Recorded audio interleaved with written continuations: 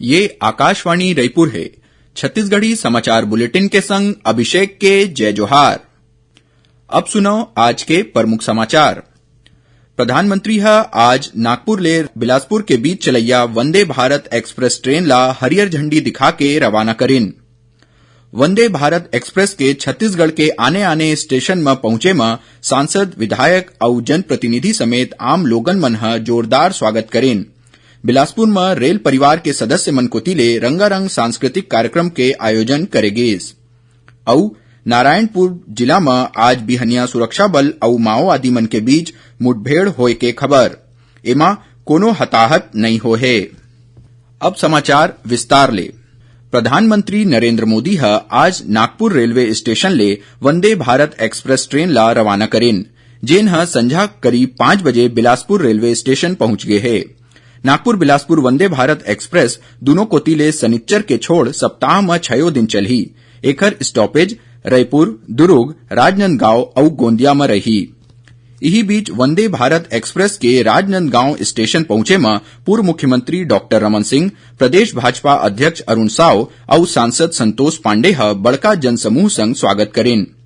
उहें दुर्ग railway station में लोकसभा सांसद विजय बघेल, राज्यसभा सांसद सरोज पांडे और दुर्ग जिला भाजपा अध्यक्ष जितेंद्र वर्मा स्वागत करेन, जबकि भिलाई स्टेशन में ट्रेन के अगुवाई जिला अध्यक्ष ब्रजेश पिचकुरिया करेन। वंदे भारत एक्सप्रेस के राजधानी रायपुर पहुंचे में सांसद सुनील सोनी, पूर्व मंत्री बृजमोहन अग्रवाल, राजेश मूढ़त और जिला अध्यक्ष जयंती पटेल स्वागत करेन। ऐसने बाटापारा स्टेशन में विधायक शिवरतन शर्मा, जिला अध्यक्ष डॉक्टर सनम जांगड़े, उहें बिल्हा रेलवे स्टेशन में विधायक धर्मलाल कौशिक, भाजपा प्रदेश उपाध्यक्ष भूपेंद्र सवन्नी और बिलासपुर रेलवे स्टेशन पहुंचे में विधायक पुन्नूलाल मोहले, रजनीश सिंह, डॉक्टर कृष्णमूर्ति बांधी और भाजपा नेता अमर अग्रवाल और रामदेव कुमावत समेत बड़ संख्या में कार्यकर्ता मन ट्रेन के स्वागत करेन। ए मौका में बिलासपुर रेल परिवार के सदस्य मन कोतिले रंगारंग सांस्कृतिक कार्यक्रम के आयोजन करेगेस, जेमा कत्थक, कुचिपुड़ी, भरतनाट्यम, बिहू और ग्रुप डांस के सुघ्घर प्रस्तुति देगेस। जानबा के मुताबिक वंदे भारत एक्सप्रेस ट्रेन काली 12 दिसंबर ले नियमित चलही, जेकर बर रिजर्वेशन पहली ले शुरू हो गए। राज्यपाल अनुसुईया उइके काली छत्तीसगढ़ के महान स्वतंत्रता संग्राम सेनानी शहीद वीर नारायण सिंह के शहादत दिवस के मौका में बालोद जिला के राजाराव पठार में आयोजित वीर मेला कार्यक्रम में शामिल होइन। ए मौका में ओमन शहीद वीर नारायण सिंह के प्रतिमा के अनावरण घलो करेन। कार्यक्रम ला संबोधित करत हुए राज्यपाल किहिन की ऐसना आयोजन ले शहीद वीर नारायण सिंह के योगदान और बलिदान ला सम्मान मिलथे। मानव वन्य जीव द्वंद और वन्य प्राणी अपराध नियंत्रण विषय ऊपर छत्तीसगढ़ और मध्य प्रदेश के वन अधिकारी मन के संयुक्त बैठका कबीरधाम जिला के चिल्फी में आयोजित करेगेस। बैठका में अधिकारी मन कोतिले दोनों राज्य के सीमा क्षेत्र में घूमत हाथी, शेर और आने आने जंगली जानवर मन के निगरानी और सुरक्षा, मानव वन्य प्राणी द्वंद, अवैध शिकार ला रोके और वन अपराध ऊपर नियंत्रण जैसे आने आने मुद्दा में चर्चा करेगेस। राज्य सरकार के स्वामी आत्मानंद अंग्रेजी माध्यम स्कूल के तर्ज पर अब प्रदेश के सब्बो जिला में चुनिंदा सरकारी स्कूल मन ला पीएम श्री स्कूल के रूप में कायाकल्प करे जाही। चुने गए स्कूल ला केंद्र सरकार सवारही और ओमा सब्बो सुविधा घलो होही, जेकर मॉनिटरिंग पीएम पोर्टल के माध्यम ले करे जाही। एकर अंतर्गत राजनांदगांव जिला में पहली चरण में 3 ठन पीएम श्री स्कूल खोले जाही। शिक्षा विभाग के अधिकारी मन बताइन कि स्कूल ला चुने बर मसौदा तैयार करे जावत है। ओमन बताइन कि ए योजना के अंतर्गत सब्बो जिला के हरेक विकासखंड में 2-2 ठिन पीएम श्री स्कूल खोले जाही।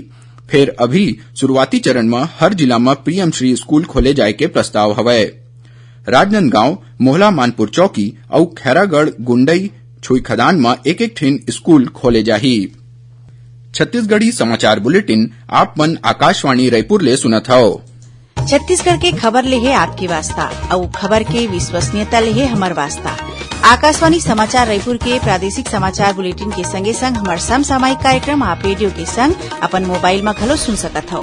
आकाशवाणी समाचार फेसबुक, ट्विटर और यूट्यूब में घलो हावय। हमार फेसबुक पेज हरे Chhattisgarh news on AIR, Twitter handle CGAIR news और हमार यूट्यूब चैनल हरे छत्तीसगढ़ AIR न्यूज। तो अब रेडियो के संगे संग आपके मोबाइल के माध्यम ले हम आप तक पहुंचत हन। छत्तीसगढ़ के हर खबर पर सुनत रहो आकाशवाणी समाचार। अब आगू बढ़बो बाचे समाचार कोती। नारायणपुर जिला में आज बिहन्या सुरक्षा बल और माओवादी मन के बीच मुठभेड़ होए के खबर हवे। मिले जानकारी के मुताबिक डिस्ट्रिक्ट रिजर्व गार्ड डीआरजी और छत्तीसगढ़ सशस्त्र बल सीएएफ के संयुक्त टीम एरिया डोमिनेशन में निकले रहिस।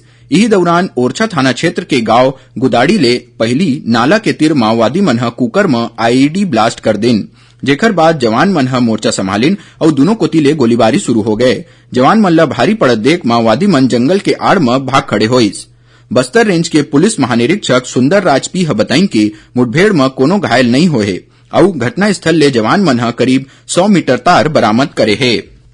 धमतरी जिला के कुरूद में किसान मन ला रबी फसल बर पानी नहीं दे के जाए के विरोध में भाजपा कार्यकर्ता मन 13 दिसंबर के चक्का जाम करके प्रदर्शन करही। भाजपा प्रवक्ता अजय चंद्राकर कहिन कि छत्तीसगढ़ के सब्बो बांध ए बछर अच्छा वर्षा के कारण लबालब हवय, फिर राज्य सरकार मेंटेनेंस के नाम में किसान मन ला पानी देहे बर मना करत है। कांग्रेस भारत जोड़ो यात्रा के उद्देश्य ला आम जनता तक पहुंचाए बर देश भर में हाथ जोड़ो यात्रा निकालही। ए कड़ी में छत्तीसगढ़ में घलो हाथ जोड़ो यात्रा हर विधानसभा तक जाही, जेकर माध्यम ले सामाजिक सौहार्द और एकता अखंडता के संदेश दे जाही। प्रदेश कांग्रेस अध्यक्ष मोहन मरकाम बताइन कि छत्तीसगढ़ में हाथ जोड़ो यात्रा 26 जनवरी ले शुरू होही, जो हर बूथ तक जाही और हर जिला में अधिवेशन घलो होही। यात्रा के समापन अवसर में राज्य स्तरीय रैली निकाले जाही। बैडमिंटन वर्ल्ड फेडरेशन कोतिले बांग्लादेश के राजधानी ढाका में आयोजित Yonex sunrise international challenge badminton प्रतियोगिता के खिताब छत्तीसगढ़ के आकर्षी कश्यप जीतले है। काली खेले गए आखिरी मुकाबला में ओमन भारत के ही असम राज्य के अस्मिता चालिया ला सीधा सेट में 21-15 और 21-13 ले हराइन। एकर पहली आकर्षी मालदीव में इंटरनेशनल चैलेंज प्रतियोगिता में घलो जीत हासिल करे रहीस। ऑनलाइन सट्टा चलाए वाले महादेव ऐप के पैनलिस्ट नसीम ला दुर्ग पुलिस गिरफ्तार कर ली से। आरोपी पाछू 6 महीना ले 10 ले ज्यादा पैनल बेच चुके है। ओह नागपुर ले 3 पैनल संचालित करत रहीस। ओकर तीर ले 10 ले ज्यादा खाता में करोड़ों रुपया के धनराशि जमा होए के पता चले है। यह दुबई स्थित महादेव ऐप के बड़का संचालक मन के सीधा संपर्क में रहीस। अब थोर कुन समाचार सार में फाइलेरिया उन्मूलन बर काली ले रायपुर, गरियाबंद और बलौदाबाजार जिला में विशेष अभियान चलाए जाही, जेन 18 दिसंबर तक चलही। राजनांदगांव जिला के खैरागढ़ में लोन देवाए के नाम में लाखों रुपया के ठगी के मामला सामने आए है। पुलिस मामला पंजीबद्ध करके जांच शुरू कर दे है। उहे डोंगरगांव में एक शिक्षक के खाता ले अज्ञात मनखे करीब 2 लाख रुपया निकाल लेस। संभाग स्तरीय छत्तीसगढ़िया ओलंपिक प्रतियोगिता के आयोजन 13 और 14 दिसंबर के दुर्ग में करे जाही। राजनांदगांव के पुलिस अधीक्षक सड़क सुरक्षा बर अधिकारी और कर्मचारी मन ला शपथ दिवाइन। महासमुंद जिला के पिथौरा क्षेत्र के ग्राम उर्री दादर के तीर एक 4 पहिया वाहन अनियंत्रित होकर पलट गए। ये हादसा में 15 जन घायल हो गए हैं। आखिर में प्रमुख समाचार एक घाव फेर। प्रधानमंत्री आज नागपुर ले बिलासपुर के बीच चलैया वंदे भारत एक्सप्रेस ट्रेन ला हरियर झंडी दिखा के रवाना करीन। वंदे भारत एक्सप्रेस के छत्तीसगढ़ के आने आने स्टेशन में पहुंचे में सांसद, विधायक और जनप्रतिनिधि समेत आम लोगन मन जोरदार स्वागत करीन।